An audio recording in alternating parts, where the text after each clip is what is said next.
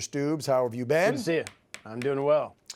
I mean, did Democrats actually, what's the term I'm looking for, vet this guy? Okay, did they actually look at his background before a bunch of them decided to fly to El Salvador to be on every major mainstream media program every night claiming that Trump and you mean racist Republicans, Greg, threw out a sweet, innocent Maryland man? Did they do any vetting? Of course not. And I love the fact that, like, as more facts come out, that gets worse for the Democrats of the hill that they decided to die on, which is they want illegal immigrants in our country. They want terrorists in our country. They want rapists in our country, gangbangers, domestic violence people like this individual, and they are not citizens. These are people. This individual, a judge twice has said he's part of MS-13 twice. Yeah. In like evidence, a judge said I know. this. And Democrats are like, this is the best guy. Why did we kick him out of our country? I know. And so what's funny is, like, I read some articles this morning, and it's like the Democrats are arguing with each other and they don't know. It's what do the Democrats stand for other than going against Trump? And what they're going against Trump for, the American people, 90% of us are like, you care more about a domestic terrorist, an MS-13 gang member that should be deported, and you're going to El Salvador to go on TV and try to protect him. It's amazing. It. Greg, there's more evidence, but wait, it's a late night infomercial with Mr. Garcia here. So now we know that besides the ties to MS-13 and the tattoos that stand for MS-13, besides the trafficking, besides a judge telling him to leave twice like you mentioned, there were two individual reports for domestic violence, one in 21, one in 22 by his wife. Now there's audio released. She's talking about that and begging to get some justice. Play a couple seconds of this. I called 911 from a disconnected phone. Now they took a long time to get to the house. It was probably like 20, 30 minutes. So I saw a neighbor walking his dog, and I opened the door and I was like, help. And then when he heard me, like, he grabbed me from my hair and then he slapped me. And then the neighbor, like, he didn't know what to do. He didn't know what to react.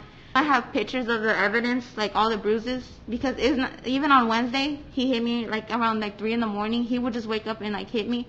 And then last Saturday for my daughter's birthday party, before I went to my daughter's birthday party, he slapped me 3 times. And then last week I did call the police. My sister called the police because he hit me in front of my sister.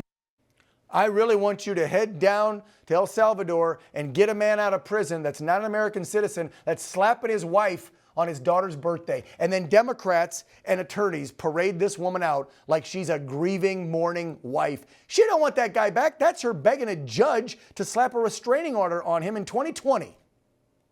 Yeah, and what's fascinating is I thought the Democratic Party cared about women. I thought the Democratic Party cared about minority women. Yet they'll roast somebody that's not what they want the mantra to be. It's really sad. And I do think it's great that the Democrats are going to die on the Hill for illegal immigrants, die on the Hill for MS-13 gang members. I thought Stephen Miller today did a really good job of dismantling the mainstream media's lies to the American people. And the American people are over it. We know the truth.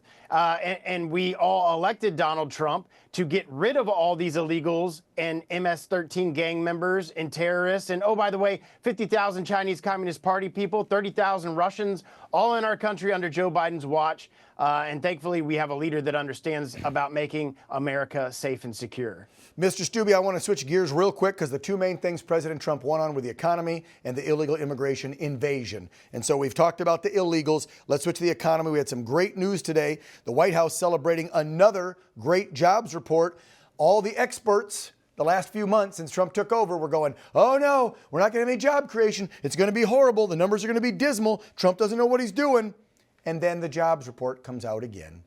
And it was up a lot higher, and it, as the headline says, tops market estimates, just like it did last month, I believe. So even though the tariffs are causing some temporary pain, things are going down. I've seen gas go down in probably 35 to 40 states, not California where I live.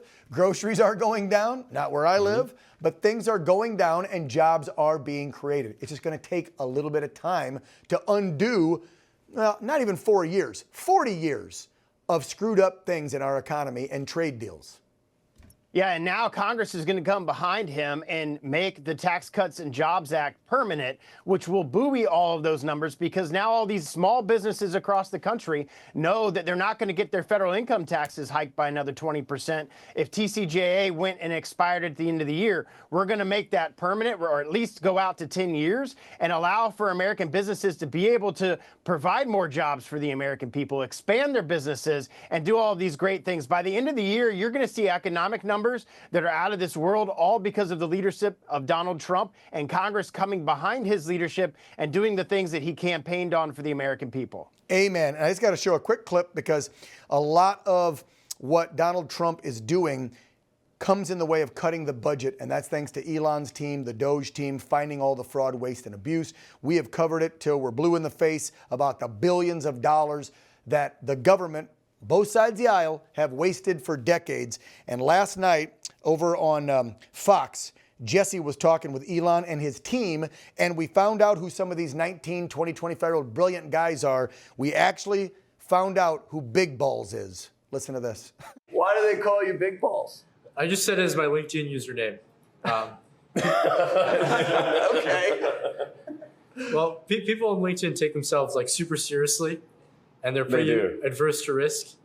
And I was like, well, I want to be neither of those things. So I said it, and honestly, I didn't even think anyone would notice. And I just played that because I remember, Greg, the left losing their ever-loving mind when they started finding all the fraud at USAID, Department of Education, you name it. And they went, Elon's got a bunch of 19 and 20-year-old kids doing this, and they're stealing our information.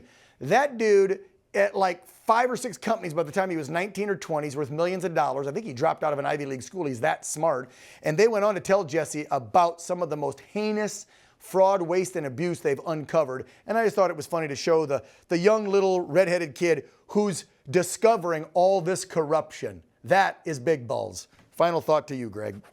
Well, it just took leadership and Elon Musk and President Trump coming in, looking at these agencies to see where the fraud, waste, and abuse is. And it is rampant through the federal government and has been for decades. Even my Republican colleagues haven't had the courage to get rid of USAID, have got to get rid of foreign aid to all of these different countries that hate us. And the time is now to do that. We're $36 trillion in debt. We're going to cut $1.5 to $2 trillion in spending. And we have to do that to get us back on a fiscal path for America. Let's get it done.